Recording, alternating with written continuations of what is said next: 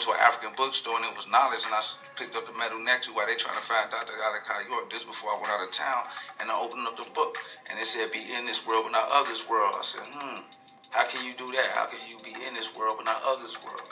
And I kind of felt it, but I couldn't explain it in my mind, so I carried it with me.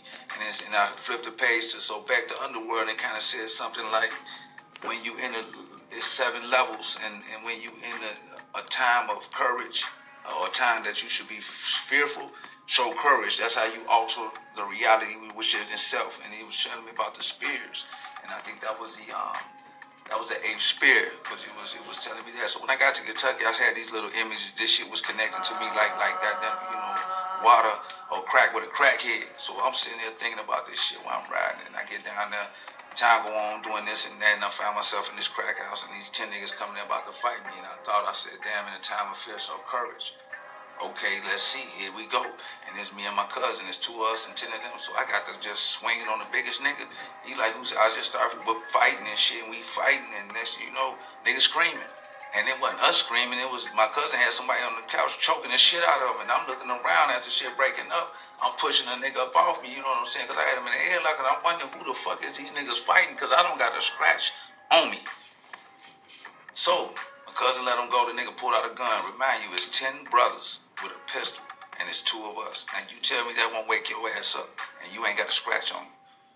So we started backing out the house, and he started chasing us, and I thought he was going to kill us. So I just ducked behind the bush, turned around like I got a gun, and chased him. This nigga turned around with the gun and started running. Then he started turning around shooting at me. And the only person seen it was a hype, which they always let the hypes of the underworld people see this shit, the truth, you know what I'm saying? But after that, I realized it was something totally. I went home and I started looking for more knowledge, you know what I'm saying? I started looking for more of that Metal Neck to Dr. Malachi York. And I started indulging just a little. And, and then it was an incident that came with great pain when I couldn't see my little mama. So that was a spiral of pain that was causing the effect that you got to be something more to life than this. And before you know it, I just started indulging myself in knowledge. And basically what it was a reflection of what was already in my mind. Remember, English is a business language, so your mind got plenty holes. There's plenty of expressions that you can't even fathom to express because you have no words to do. They call that bipolar.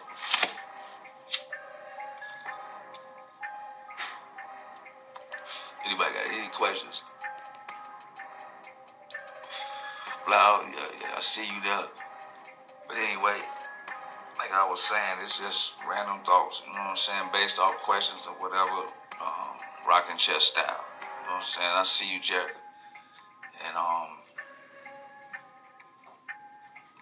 anything that come to mind, I just kind of speak on.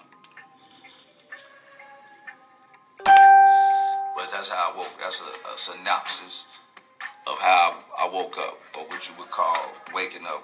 But me being particularly different, I was already woke. I just didn't know it. You know what I'm saying? And that's something different. When you come to this earth woke and don't know it, it makes motherfuckers bipolar. You know what I'm saying? It fucks you up when you don't have the right guidance, or don't understand the angels or anything around you, or have no type of knowledge, especially brothers out west, New York, the city. It's a lot of brothers in the hood that's woke and don't know it. And that's the deepest pain, you know what I'm saying? And a lot of them brothers turn into goons, demons, because a God going goon, you just blank the shit out your mind. You going against your own grain, you know what I'm saying? So that's pretty much how that went. I always was woke. I was just trying to figure out what was this in my head, that these thoughts I was getting, what was they coming from? I couldn't just be on automatic response. I was smart enough to know that all I'm trying to do is get these brothers up off me. I ain't trying to kill them, so I ain't got to shoot them in the head. I can just shoot at them, and the story gonna get around that I tried to kill them. Give them a gift, until I make it out of this lion, this fire. You know what I'm saying? This den. And I always had a dream that I was gonna be king. You know what I'm saying? So it was like my brothers was around me. Was like I was Joseph, and they was like the brothers, and they was like, nigga, get your ass out of here, nigga, please. This ain't that ain't this, you know what I'm saying? And would you say, Blau, if you were not from Chicago, do you think that you would have reached the same conclusions? Oh man, that's a good question. Yeah. Yeah, I would, but it'd probably been later. It'd probably been a slower pace. It wouldn't probably been so ingrained because Chicago gonna give your ass raw pain, and that's gonna wake you up. You gonna living in Chicago, you gonna ask yourself, man, it got to be something more to life than this. Just sleep or whatever. Just visiting this motherfucker. You say, what is it about Chicago that makes it different? Okay, Kentucky. It was like if I was in Kentucky, it would be like you got a babysitter, but the babysitter leaves soon as she get there. You know what I'm saying? It's like the ideal of the shit is there, but it ain't there. Chicago is like your babysitter right there in your motherfucking face. You know what I'm saying? As a matter of fact, smoking a blunt, talking about get your ass in the other room. You know this motherfucker was right here because you smell the weed.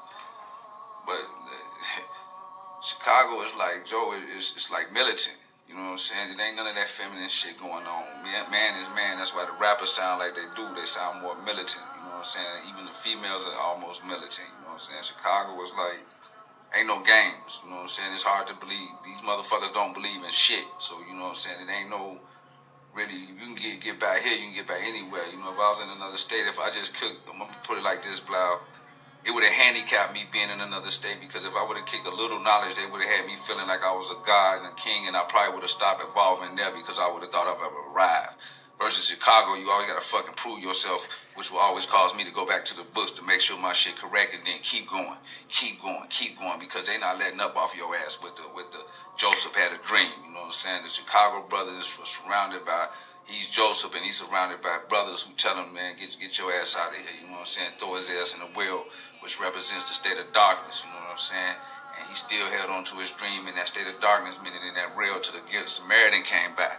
And in Chicago, the Good Samaritan was that GD ass nigga with them bricks that had that Malcolm X CD. You know what I mean? That Dr. Malachi York CD. So that's that.